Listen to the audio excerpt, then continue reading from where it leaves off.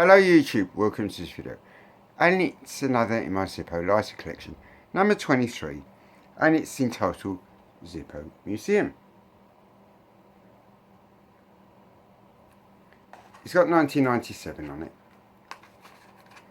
and really that's a picture of the museum. That's the back, top, a greenish hinge, so the brass, and there it opens. And of course, authentic Zippo mark down the bottom. Another classic lighter, and I just wish my health was better, so I could have gone to the Zippo Museum in Pennsylvania. As per normal, got a book. Images from said book follow at the end of the video. In 1997, with sales of an American icon of design, ingenuity, quality numbering in the hundreds of millions, in countries around the world, the fascinating stories to tell you about the history of Zippo lighters. And set up, the company museum was an ideal way for tourists to do it. From small humble beginnings, Zippo involved a globally recognised manufacturer, and it was very collectible.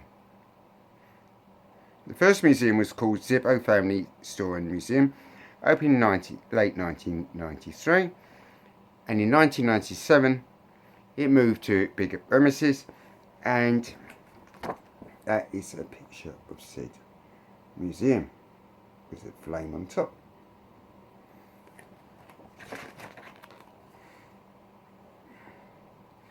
It was so named as it featured products from the Zippo family of companies at the time. Case Cutlery, for instance, a Holgate toy company. The latter made wooden toys in a small town in Bradford and was affiliated during the 1990s. The museum primary retail store was located near the Zippo factory, and that was the original museum. In 1995 they decided to rebuild this new one, which I showed you there. Expanded collection, and it was pioneered by Pat Grandy, the marketing manager. There was going to be an American flag, 3,000 Zippo lighters also, an actual Zippo repair clinic as a working exhibit where you can watch technicians repair lighters. The grand opening took place on the 18th of July 1997, coinciding the 65th anniversary of the company. It's breathtaking actual exhibits, and millions of people have visited. It ranges from the 1933 original Zippo lighter to the latest examples of the company's work. The Zippo cars there, and in 2010 the current title, the Zippo Case Museum, opened, and a major new exhibit was installed to commemorate the company's 500 millionth lighter. Near the museum is Niagara Falls, and most people do too as a mini break. I have been to Niagara Falls, but I was on the Canadian side of the falls, and if I'd known where Zippo was around, just the other side, I might have made the trip. I would have made the trip. And here's some pictures of the museum.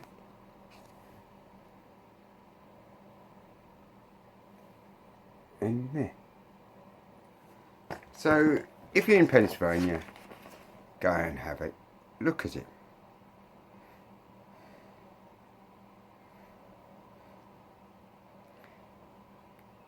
There's another picture of the museum here, and of the lighter, which I showed you earlier. There's some more pictures there.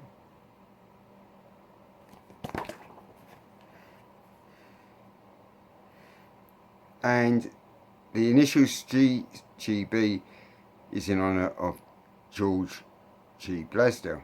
It's now managed by the third generation of his descendants, and it's still family owned. The image on your latest lighter has been laser engraved on the number 239 navy matte base. And once again, here is the wonderful lighter.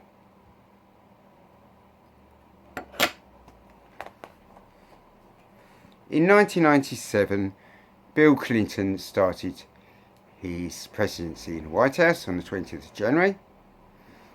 Tony Blair entered Downing Street later that year. And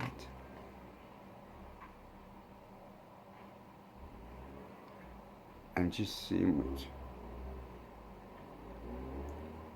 12 publishers rejected J.K. Rowling's Harry Potter and the Philosopher's Stone before, in June 1997, Bloomsbury accepted the script, and you know what happened there.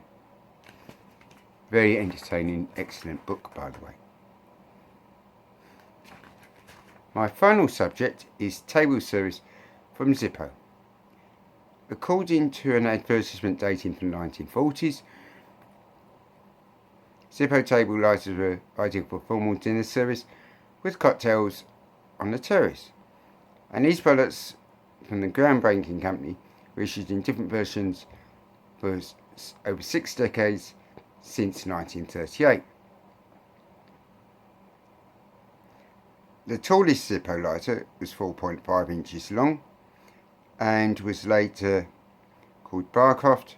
It's in honour of George Blaisdell's wife Miriam.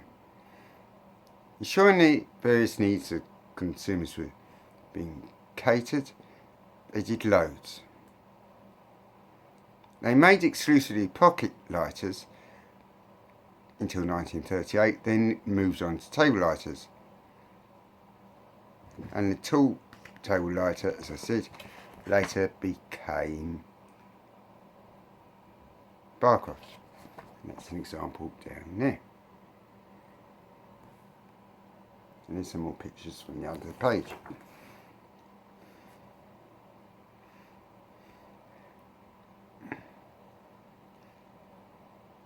Another one was introduced in 1947, was an all-purpose table lighter called 10, and was a bit shorter than the original, but maintained a sizable fuel tank and able to hold 3 times as much fuel as a traditional pocket lighter. The Lady Bradford table lighter was introduced in 1949 and was the first to be used without a base. It generated large inside but no base, but it was later added as a feature in 1950. In 1951, the model got discontinued, and there's a Lady Bradford for you up there. As a dawn in the 60s, they did 2 cylinder-shaped lighters, the Modern and the Chronothan, in the shape of the urn.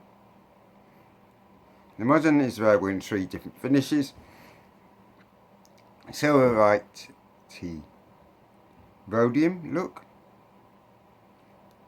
The Modern was available in black and rhodium, satin finish rhodium, and bright finish rhodium. The Chronothan had 3 finishes too: turquoise and rhodium, bright finish rhodium, or pearlescent rhodium. These were innovative designs, and unfortunately both the Modern and the Chronothan were discontinued in 1966. By the start of the 1980s, designed to reach new heights. The handy light with a pedal steel base, which was similar to the Corinthian model, which was combined with a traditional regular pocket-sized lighter by means of screw through the bottom of the lighter case. In 1997, on the 65th anniversary of Zippo Company, Lady Barbara was introduced, and the base was made pewter and was housed for a silver plate lighter which could be lifted out for refilling or used separately. Unfortunately, it was discontinued in 2002. And there's some images of what we've just been talking about.